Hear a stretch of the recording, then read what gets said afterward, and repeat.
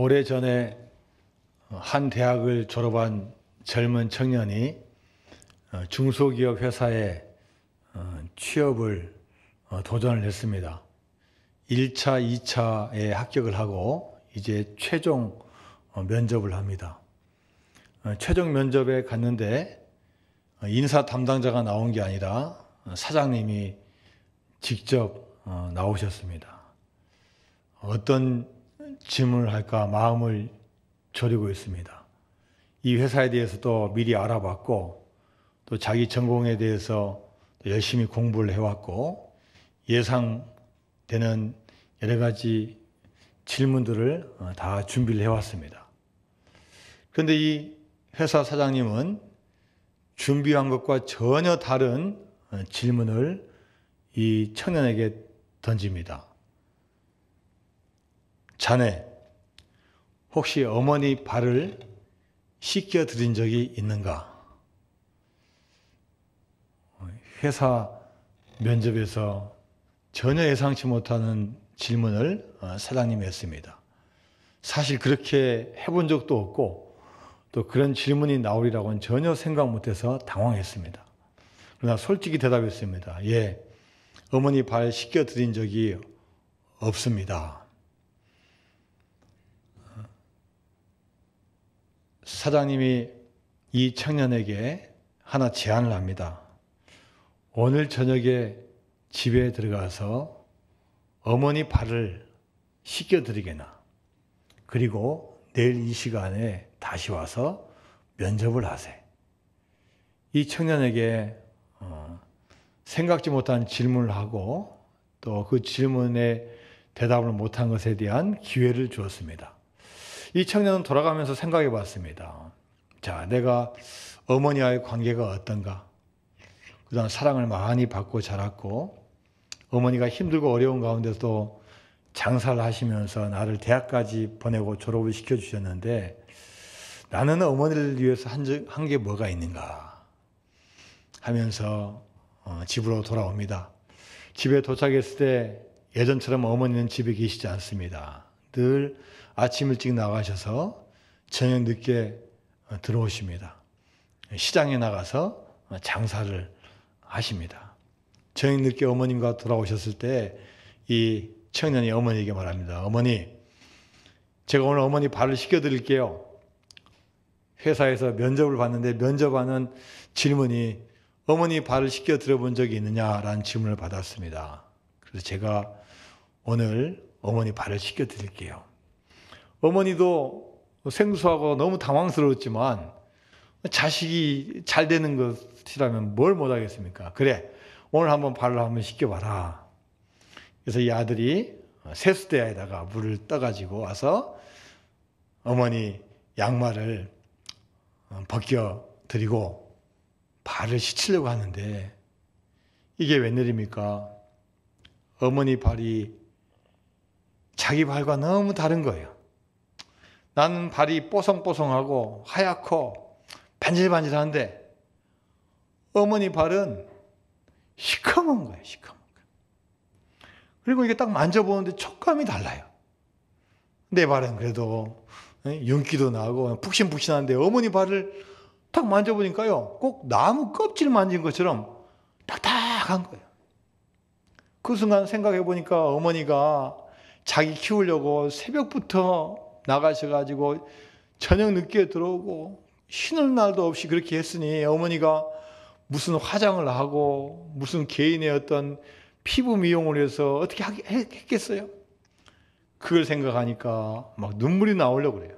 그래서 울지 않으려고 이를 엉덩 물고 해도 눈물이 뚝뚝 떨어지는 거예요. 그게 어머니 발등에 떨어지게 되고 어머니도 눈치를 채고 이 두 모자가 부둥켜 안고 오는 거예요. 엄마의 사랑 생각하니까 너무나 감사하고 아무리 해도 갚을 수가 없고 또 어머니도 자식을 키웠다 했지만 내가 더 큰 사랑을 줘야 되는데 그런 마음을 가지고 밤새 오손도손 이야기를 합니다. 그 밤이 지나고 그 다음날 아침 사장님과 약속한 시간에 나갔습니다. 사장님이 이 청년에게 질문합니다. 어젯밤에 어머니 발을 씻겨드렸는가? 예, 씻겨드렸습니다. 씻겨드리면서 어떤 생각을 했는가? 예, 제가 결단을 했습니다. 제가 이제부터라도 어머니 효도하겠다고. 사장님, 저 취업시켜주시면, 합격시켜주시면 열심히 일하고 최선을 다해 일하고 돈 많이 벌어서 제 어머니 호강시켜드리고 제가 효도하겠습니다. 그래, 자네 합격이네. 내일부터 출근하게. 자, 이 사장님은 회사에 많은 인재가 필요하지만 무엇보다도 부모님에게 효도하고 그런 마음을 잘 가지는 이런 인재를 또 원했고, 이 과정에서 이 청년이 만나게 되었고, 또 이 청년도 그걸 통해서 다시 부모님에 대해서 생각해 보게 되었고, 효도를 하겠다는 결단과 그 이후의 삶이 큰 변화가 있었다는 그런 이야기가 있습니다. 자, 오늘 본문도 2000년 전 갈릴리 호숫가에서 고기를 낚는 베드로의 이야기입니다. 베드로의 인생을 이야기해 보면 이 베드로도 인생에 큰 변화가 두 번 있었습니다. 첫 번째는 예수님과의 만남입니다. 그전에는 고기 많이 잡히면 기분 좋은 거고 안 잡히면 하루 망쳤다고 투덜대는 베드로였습니다. 그런데 어느 날 어떤 랍비라는 분이 자기 배에 오르더니 하나님 나라를 선포하는 말을 하면서 그물을 던지라는 거예요. 그것도 깊은 곳에 가서 그물을 던지라는 거예요. 아마 말씀을 안 들었다면 이 사람한테 항의했을 거예요. 나 지금 밤새 고기 잡아서 나 할 수 없다. 당신 지금 무슨 짓이냐라고 했을 텐데 말씀을 듣는 순간 범상치 않은 모양을 깨닫게 된 거예요. 그래서 한번 해보자. 던졌는데 이게 웬일이에요? 야, 그물에 고기가 가득 차가지고 배 2개 차고 넘칠 정도로 됐어요. 자, 이렇게 행운을 잡았으면은 기뻐야 될 텐데 그 순간 바로 예수라는 그분 앞에 무릎을 탁 꿇습니다. 주여, 나를 떠나소서. 나는 죄인입니다. 어떤 훌륭한 스승이 아닌 나와 차원이 다른 어떤 분을 만났을 때 하는 이야기입니다. 나를 떠나십시오. 저는 죄인입니다. 그런데 예수님은 이 베드로에게 이렇게 말씀하셨어요. 나를 따라오라. 이제부터는 내가 너를 사람을 낚는 어부가 되게 하리라.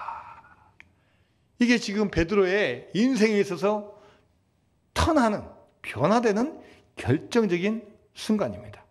자, 이렇게 해서 베드로는 3년 반 동안 예수님을 열심히 따라다니는데 다른 제자들과 생각이 비슷해요. 주님의 뜻을 진정히 알지 못하고 인간적으로 판단하고 자기 한계로 생각하는 거예요. 내가 잡혀서 죽을 것이고 3일 후에는 부활할 것이다. 그런데 이 제자들은 예수님의 고난에 대한 이야기는 그냥 다 흘려버리고 어떻게 하면 이 메시아를 따라가서 내가 높은 지위에 올라갈까? 높은 명예를 얻을까? 어떻게 하면 성공을 할까? 이 생각을 하니까 예수님의 말씀이 듣긴 들어도 마음에 와닿지 않는 거예요.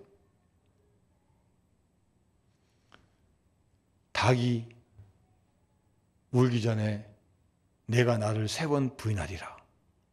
이 말씀을 예수님께서 잡히시기 전에 베드로에게 해줬는데 이 말 든 베드로는 부인했어요. 아니, 예수님 나를 어떻게 하시나? 제자 중에서도 수제자인데 어떻게 나한테 이 말씀을 하시나? 그런데 정말 닭이 울기 전에 3번 부인하는 자신의 모습을 발견하고야 말았어요. 여종이 와서 아니 혹시 저기 예수님 제자 혹시 그 수제자 아니에요? 야, 나 아니다 하면서 빨리 꽁무니 빼고 도망친 게 자신이었어요. 자, 예수님이 죽은 것을 본 이 베드로 이제는 실망과 좌절로 인해서 다시 갈릴리 호숫가에 가서 예전처럼 고기를 잡는 일을 하고 있는 거예요. 부활하신 예수님 이 베드로와 제자들 잊지 않으시고 그곳에 찾아가십니다. 저기서 고기를 잡고 있는데 예수님께서 불을 피우시고 아침 식사를 마련해 줘서 제자들이 고기 잡기를 기다리신 거예요. 자, 초반을 먹이고 수지자인 베드로에게 물어봅니다. 베드로 이전에 시몬이라는 이름을 갖고 있는 이 시몬에게 물어보는 거예요. 요한의 아들 시몬아, 내가 이 사람들보다 나를 더 사랑하느냐? 예, 주님. 제가 주님을 사랑하는 줄 주님께서도 아십니다. 이 말씀을 들으신 예수님께서 그렇다면 내 양을 먹이라. 잠시 있다가 예수님께서 또 두 번째 질문을 하시는 거예요. 요한의 아들 시몬아, 내가 나를 사랑하느냐? 똑같은 질문을 받은 베드로가 또 똑같은 대답을 해요. 주님, 그러하나이다. 내가 주님을 사랑하는 줄 주님께서 아시나이다. 이 말씀을 들으시고 또 내 양을 치라 이렇게 말씀하시죠. 자, 이제 끝났으면 얼마나 좋습니까? 그런데 또 세 번째 물어보시는 거예요. 그것도 똑같이 물어보셔요. 요한의 아들 시몬아, 내가 나를 사랑하느냐? 베드로가 대답할 때 그 상황을 요한복음 21장 17절에서 말씀하고 있습니다. 시작. 세 번째 이르시되 요한의 아들 시몬아, 내가 나를 사랑하느냐 하시니, 주께서 세 번째 내가 나를 사랑하느냐 하심으로 베드로가 근심하이르되 주님, 모든 것을 아시오매 내가 주님을 사랑하는 줄을 주님께서 아시나이다. 예수께서 이르시되 내 양을 먹이라. 첫 번째 질문, 두 번째 질문, 세 번째 질문, 첫 번째 대답, 두 번째 대답, 세 번째 대답이 다 똑같아요. 야, 너 나 사랑하니? 예, 주님, 제가요 옛날 주님의 수제자였는데요 당연히 사랑하죠. 그런데 세 번째 대답할 때 이 베드로가 확신에 차서 대답을 해야 되는데, 이 21절 중간에 보니까 베드로가 어떻게 하여 이르되? 근심하이르되. 왜 그랬을까요? 옛날 과거의 자신의 모습이 불현듯 떠오르는 거예요. 주님, 저는 절대로 주님 부인하지 않겠습니다 라고 맹세했는데 어느 순간 보니까 주님 부인하고 있던 그게 딱 생각이 난 거예요. 그 대답은 지금 하긴 하는데 혹시 내가 이 대답을 해도, 이 사랑한다고 분명히 대답을 하고 주님께서 양을 치라 했으니까 양을 치야 되는데 또 내가 주님을 배반하지 않을까? 그런 마음이 들어서 근심해서 대답을 하고 있습니다. 이 일 이후로 예수님께서는 이제는 하늘로 올라가셨어요. 예수님께서 하신 말씀이 있습니다. 예루살렘을 떠나지 말고 모여서 기도해라. 그리고 성령을 기다리라. 마가 다락방에서 120명의 예수님의 제자들, 사도들, 또 성도들이 모여서 뜨겁게 기도합니다. 예배드리고 찬송하고 말씀 전하고 또 말씀 듣고 또 무엇보다도 힘하여 기도하는데, 그때 성령의 바람이 슉 불어오는 거예요. 바람과 같이 불어와서 그들의 모든 것을 다 어루만져주고 확 휘감는 거예요. 성령을 받으니까 이들이요 마음이 뜨거워지고 충만한 거예요. 다음 사람을 보니까 꼭 그 모습이 술 취한 것 같아요. 술 취한 건 아닌데 야, 막 웃고 뭐 밝고 막 담대하고 활동 막 자유롭게 하고 이런 모습을 보여주고 있습니다. 오늘은 우리가 기도도 하셨고 또 사회 보신 분이 이야기했듯이 성령 강림 주일입니다. 2000년 전에 초대교회 성도들에게 오셨던 그 성령 강림을 우리가 기념하고 기억하고 또 우리가 그 성령을 또 충만하게 모시고 살기 위해서 기념하는 주일입니다. 여러분, 성령이 우리 안에 임재하고 체험하고 충만한 게 왜 중요합니까? 같은 믿음 생활에도 우리가 성령을 받은 사람과 받지 못하는 삶의 경우가 많이 틀립니다. 성령 받았을 때는 많은 새로운 삶을 살아갑니다. 은사도 받고 열매도 맺히고 능력이 생깁니다. 자, 베드로의 인생에서 두 번째 큰 변화를 하면은 바로 이 성령을 체험한 거예요. 그전에는 주님을 따라다녔지만 그냥 예수님의 수제자였어요. 때로는 능력을 행했지만 또 어느새 보면 또 인간적인 모습이었어요. 그런데 과거의 베드로가 달라진 이유가 뭐냐? 마가다락방에서 성령 체험하고는 이 베드로의 모습이요 완전히 달라지는 거예요. 그전에는 나약하고 소심하고 소극적이고 부정적이었던 이 베드로, 이제는 담대하고 자신 있고 능력 있게 말씀을 증거하는 거예요.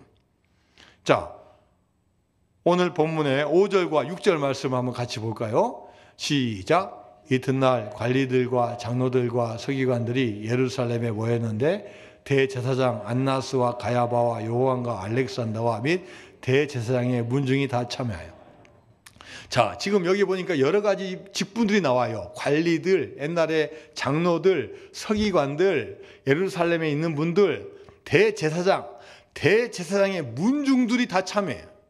여기 보면 어떤 분들, 유명하신 분이고 당시 말하면 종교 지도계층, 또 사회 지도계층이에요. 근데 여러분, 이분들이 한 일이 뭐였어요? 예수님을 잡아서 죽이는 일에 협조하고 주동하고 묵인했던 분들이 바로 이런 분들이에요. 자, 이런 분들이 지금 공회에 있으면은 옛날 베드로라면 어떻게 해야 됩니까? 도망가야죠. 도망가야 되고 피해야 되고 이분들이 안 보는 데 있어야 될 거 아니에요. 그런데 이제는 이 사람들 앞에 나와서 베드로가 당당하게 이야기하는 거예요. 자, 오늘 본문 10절 말씀 같이 봅니다. 시작. 너희와 모든 이스라엘 백성들은 알라. 너희가 십자가에 못 박고 하나님이 죽은 자 가운데서 살리신 나사렛 예수 그리스도의 이름으로 이 사람이 건강하게 되어 너희 앞에 섰느냐. 무슨 말입니까? 자, 너희들이 십자가에 못 박고 하나님이 죽은 자 가운데서 살리신 나사렛 예수 그리스도의 이름으로 내가, 이 사람이 어떻게 됐다고요? 건강하게 지금 여기 있다. 내가 지금 도망가지 않고 피하지 않고 나사렛 예수 그리스도의 이름을 가지고 내가 너희들 앞에 이렇게 건강하고 담대한 모습은 서 있지 않느냐라고 지금 달라진 이 베드로의 모습을 보여주는 거예요. 베드로가 이렇게 달라진 이유가 뭐예요? 성령님 만난 거예요. 마가다락방에서 같이 120명이 끈끈한 유대를 하면서 손잡고 기도하면서 다 같이 체험한 그 체험을 가지고 간직하고 믿음으로 나가는 거예요. 자, 그 담대함을 사도행전 4장 8절에서 증거하고 있습니다. 시작. 이에 베드로가 성령이 충만하여 이르되 백성의 관리들과 장로들아. 자, 옛날에는요 이런 표현이 없어요. 그냥 말씀 전하고 그냥 이야기하는데 이제는 달라졌어요. 마가 다락방 사건 이후로 이 베드로의 표현이 뭐냐? 베드로가 어떻게 했나고요? 성령이 충만해서 이제 말씀도 전하고 사역도 하고 같이 교제도 하는 겁니다. 그리고 오늘 본문 맨 마지막에 있는 12절 말씀 볼까요? 시작. 다른 이로서는 구원을 받을 수 없나니 천하 사람 중에 구원을 받을 만한 다른 이름을 우리에게 주신 일이 없음이라 하였더라. 지금 앞에 있는 종교 지도자들은요, 예수님은 실패한 사람이고 죽어야 될 사람이고 마땅히 없어져야 할 사람이에요. 환경 변하지 않았습니다. 예수님을 죽였던 그 사람들이 지금도 앞에 있어요. 환경은 그대로고 시대 흐름은 그대로인데 누가 달라진 거예요? 베드로는 달라진 거예요. 겉으로는 똑같지만 이 속마음에는 성령이 충만해서 담대하게 선포하는 거예요. 어떻게 선포합니까? 다른 이로서는 구원을 받을 수 없습니다. 오직 예수 그리스도 아니면 안 됩니다. 다른 분이 보기에는 이분은 실패자고 이미 끝난 분인데 이 베드로는 성령 충만하니까 그분들 앞에서도 담대하게 예수님을 증거합니다. 개그우먼 이성미 씨 여러분 아실 겁니다. 저도 젊은 나이에 TV에 보면은 이성미 씨 많이 나와서 키도 작고 말이 막 빨랐어요. 욕도 잘했대요.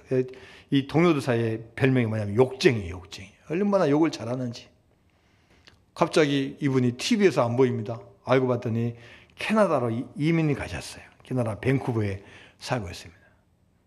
그런데 이 밴쿠버에서 어떤 분의 전도로 교회를 나가게 돼요. 그 교회에서 예수님을 만나고 성령님을 체험하게 된 거예요. 그러니까 성령님이 마음 가운데 들어오니까요, 성령님이 싫어하는 것에 대해서 끊게 되는 거예요. 뭘 끊어야 됩니까? 욕을 끊게 되고, 욕쟁이가 이제 욕하면 안 되는구나. 욕이 사라져요. 이분이 은혜를 받으니까 가만히 있을 수가 없어요. 집 가까이 있는 교회 새벽 기도를 나가요. 날마다 새벽 기도. 나만 잘 되라는 기도가 나오는 게 아니라 이제 하나님 성령님께서 쫙 보여주시는 거예요. 야, 너 한국에 있다 왔지? 너 한국에도 연예계 있었지? 너 지금 뉴스 보고 있지? 영혼들이 죽어간다. 그 화려하게 보이고 스포트라이트 받는 연예인들이 약 먹고 자살한다. 보이는 거예요. 그래서 번호 적어서 1번 김용만, 몇 번 조혜련, 자기 옛날 동료 연예인들 이름 적고 구원을 위해서 열심히 기도하다 보니까 하나님께서요, 막 기도 제목을 더 불러주셔요. 막 명단을 막 더 불러주셔요. 막 몇십 명 되고 몇백 명 되고, 이제는 하나님께서 마음을 보여주셔요. 야, 한국으로 돌아가라. 너 돈 벌기 위해서 돌아가지 말고 옛날 관계했던 그 연예인들 구원을 위해서 가라. 이분이 고백해요. 밴쿠버가 얼마나 좋은지 돌아오기 싫었습니다. 7년 동안 살았는데 얼마나 좋은지요. 캐나다 좋습니다. 근데 하나님께서 영감 주시니까요, 다 그만두고 한국에 옵니다. 가서 기도해주고. 제가 얼마 전에 어떤 목사님 설교 들으니까요, 이 목사님이 이성미 집사님, 권사님 모시고 전화를 했대요. 집사님, 우리 교회 가수 누구 좀 보내주세요. 그리고 노래도 해주시고 간증도 해주세요. 혹시 그 가수만 오면 다른 가수들이 좀 시기하지 않을까요? 같이 부를까요? 이성미 집사님, 목사님, 우리 애들 그런 애들 아닙니다. 다 열심히 믿고 성령 충만해서요, 다 같이 축하해주고 같이 가려고 하는 애들입니다. 목사님 신경 쓰지 마시고 목사님 계획한 대로 하십시오. 지금 이 이성미 이분은요, 진짜로 연예인 이게 기도회 모임을 조직했어요. 같이 기도하고 구원, 복음 전하고 그 귀한 사명을 이분이 지금 감당을 하고 있습니다. 여러분, 성령님은 어떤 분입니까? 예수님께서 이 세상에서 사역을 마치시고 그분이 하늘로 올라가면서 내가 너희들에게 보혜사 성령을 선물로 준다고 말씀하셨어요.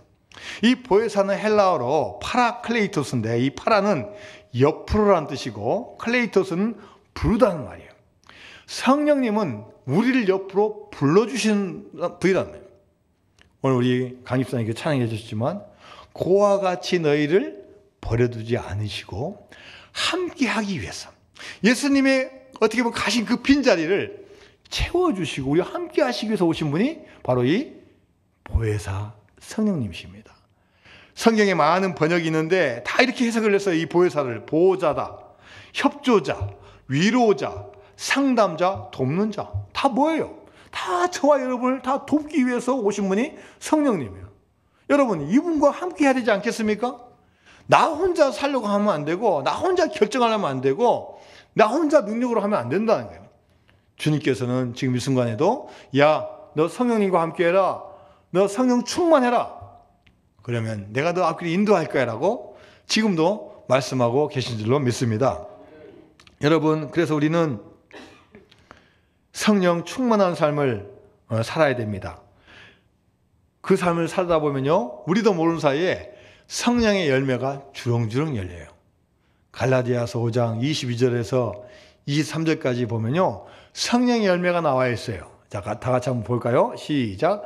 오직 성령의 열매는 사랑과 희락과 화평과 오래 참음과 자비와 양성과 충성과 온유와 절제니 이 같은 것을 금지할 법이 없느니라.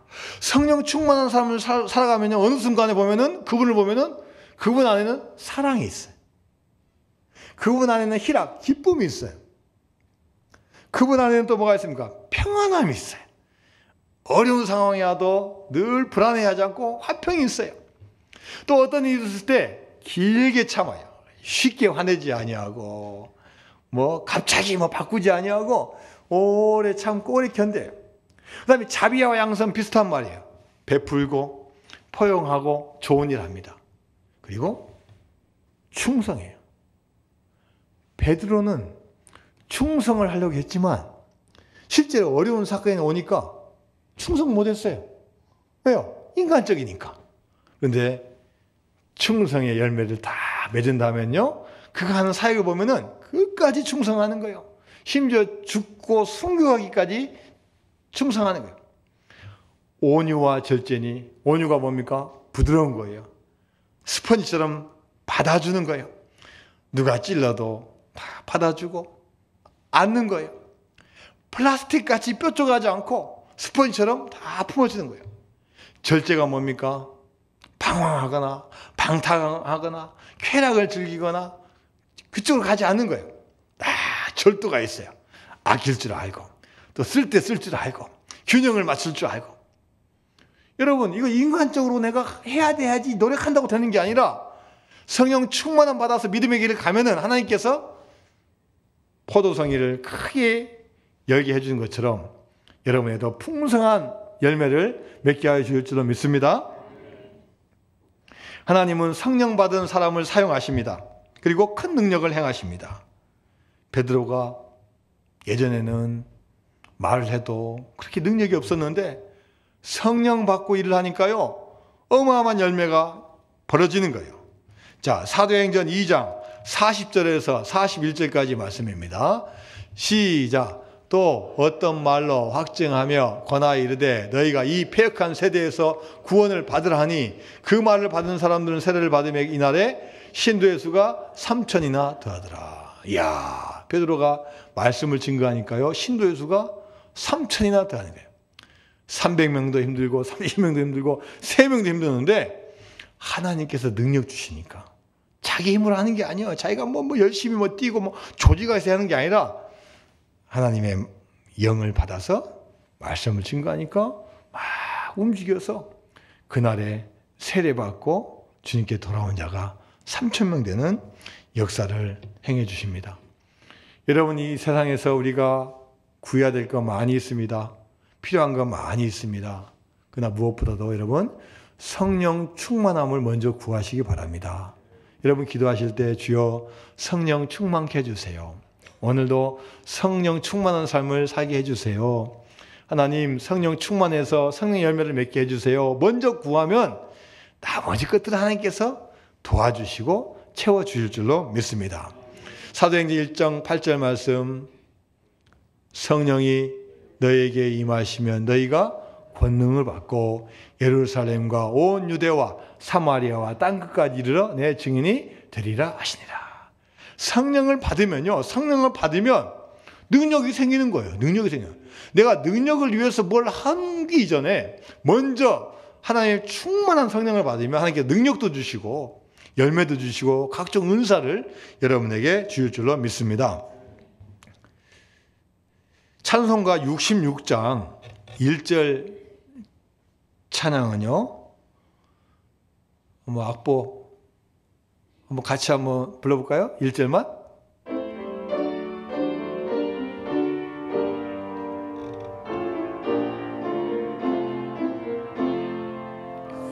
다 감사드리세 온 마음을 주께 바쳐 그 섭리 놀라워 온 세상 기뻐하네. 예부터 주신 복 한없는 그 사랑 선물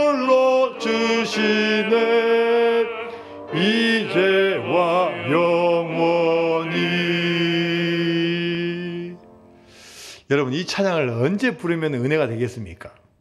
가사를 보니까 다 감사드리세 온 마음을 주께 바쳐 그 섭리 놀라워 온 세상 기뻐하네. 예부터 주신 복 한없는 그 사랑 선물로 주시네 이제와 영원히. 하나님께 감사함을 많이 느끼고 은혜를 많이 받아서 하나님 감사합니다. 이제 제가 하나님께 저의 몸과 마음을 바칩니다. 이런 찬송인데 이 찬송 가사를 쓴 배경을 보면요, 그런 상황이 아니었어요. 1636년에 마틴 링가르트 목사님이 이 시를 작사를 했어요. 근데 그때는 어떤 때였냐? 14세기에 유럽에 흑사병이 와서 그 지역을 다 덮다가 사라졌는데 그게 또 몇 년마다 간헐적으로 또 나타나는 거예요. 이 1636년에 이 독일 지역에 흑사병이 또 왔고 이 목사님이 심호하시는 그 교회 마을에 퍼진 거예요.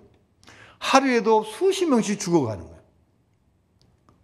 목사님이 하루에 수십 번씩 장례를 치러야 돼요. 거기에다가 자기 아들까지 흑사병으로 목숨을 잃었어요. 그 해에 지은 찬송시입니다. 아무리 목사도 그렇지. 이 마을에 이렇게 어려움이 오고 아들까지 죽었는데 어떻게 이 글을 지을 수가 있었을까? 성령 충만한 사람이 아니면 이 찬송을 만들 수가 없었겠죠. 여러분, 우리가 살아가면서 앞으로 코로나19보다 더 심한 게 올지도 모르고, 그래도 여러분 1년 몇 개월이니까 잘 버텨오신 게 감사해요. 또 앞으로 우리가 어떤 일을 만날지 모르는 거예요. 물론 우리는 좋은 일 많이 만나기를 위해서 기대하고 기도해야 되겠지만 우리 인생 가운데 어떤 일이 있을지 모르는 거예요. 혹시 여러분 그런다 할지라도 우리가 성령 충만하다면 넉넉히 감당할 수 있고 심지어 오는 것도 물러가고 주님의 능력으로 말미암아 풍성한 열매를 맺게 될 줄로 믿습니다. 여러분, 사람이 바뀔 수 있습니까? 대답을 안 하시는 거 보니까 별로 안 바뀌는 거 많이 보신 것 같아요. 잘 안 바뀝니다. 그러나 여러분, 사람 바뀔 수 있습니까? 바뀔 수 있어요. 어떻게 하면 바뀝니까? 저와 여러분 가운데 성령님이 함께 하시고 성령이 충만하면 바뀔 줄로 믿습니다. 여러분, 공부 많이 하고 그 분야의 전문가 된다고 바뀌는 게 아니에요. 그리고 그 분야의 전문가 된다고 그 분야에서 다 아는 거 아니에요. 수많은 박사들이 허무하게 무너져요. 교육학 박사님이 잘 가르치냐? 그렇지 않아요. 설교학 박사님이 설교 잘 하시냐? 그렇지 않아요. 상담학 박사님이 가정에 잘 꾸려나가고 상담해 주냐? 그렇지 않아요. 오히려 전문가들이 오히려 더 못하는 게 이 세상 현실이에요. 오히려 배운 것 없고 부족하고 연약해도 우리 마음을 성령님이 채워주시면 그분의 주도와 인도하심을 말미암아 우리 인생이 바꿔지게 되고 놀라운 변화가 있을 줄로 믿습니다. 우리가 자녀의 마음 여러분 바꿀 수 있습니까? 내 아내와 남편 여러분 말로 이길 수 있습니까? 성령님께서 어루만져 주셔야만이 우리 남편이 변하고 제가 변하고 아내가 변하고 자녀가 변하고 우리 가족이 변하게 될 줄로 믿습니다. 성령의 역사는 누구한테 있는 게 아니라 나한테 있는 거예요. 내가 충만하면은 이 충만함이 나를 채우고 주변으로 흘러 넘쳐서 이웃까지 잘 되는 놀라운 역사가 임할 줄로 믿습니다. 미국에는 부시 대통령이 두 분이에요. 아버지도 대통령이었고 나중에 아들도 대통령이 됐어요. 근데 이 아들은 40살까지 중독자였어요. 알코올 중독자, 마약 중독자였어요. 좋은 가문에서 좋은 대학을 나왔지만 늘 그는 겉의 화려함만 추구했어요. 향락을 즐기고 쾌락을 즐기고 명예만 내세웠어요. 어느 날 아버지와 절친하게 교제하던 빌리 그레이엄 목사님이 자신의 집에 신방을 왔어요. 아들 부시에게 복음을 전합니다. 예수 그리스도만이 우리의 구원자이십니다. 성령 충만해야만이 이 세상을 이길 수 있습니다. 어떤 것도 우리 당신의 욕심을 채워줄 수 있는 이 세상에 아무것도 없습니다. 술도 잠깐이고 마약도 잠깐입니다. 예수 그리스도만이, 성령님만이 당신을 채워줄 수 있어요. 그 말씀을 받아들이고 그때부터 이 부시가 달라지기 시작한 거예요. 옛날에는 그 망난이었는데 이제는 뭔가를 공부를 하고 열심히 노력을 하고 주변 사람 관계가 좋아지는 거예요. 이제는 멀리서 보니까 알 수 있는 거예요. 보니까 술 안 먹는 것 같네. 이제 보니까 마약 안 하는 것 같네. 얼굴빛이 달라지고 그가 인정을 받게 되는 거예요. 어느 때 이제 드디어 대통령이 되었습니다. 여러분, 우리 마음 가운데 무엇이 우리의 중심이 되어야 되겠습니까? 얼마나 좋은 것도 많고 취할 것도 많고 목표한 것도 많은데 그 어떤 것보다도 성령 충만함을 우리의 목표로 세우고 또 늘 성령 충만함을 사모하고 나아갈 때 주님께서 채워주실 줄로 믿습니다. 다 같이 우리 찬양합니다. 성령이 오셨네. 같이 찬양합니다.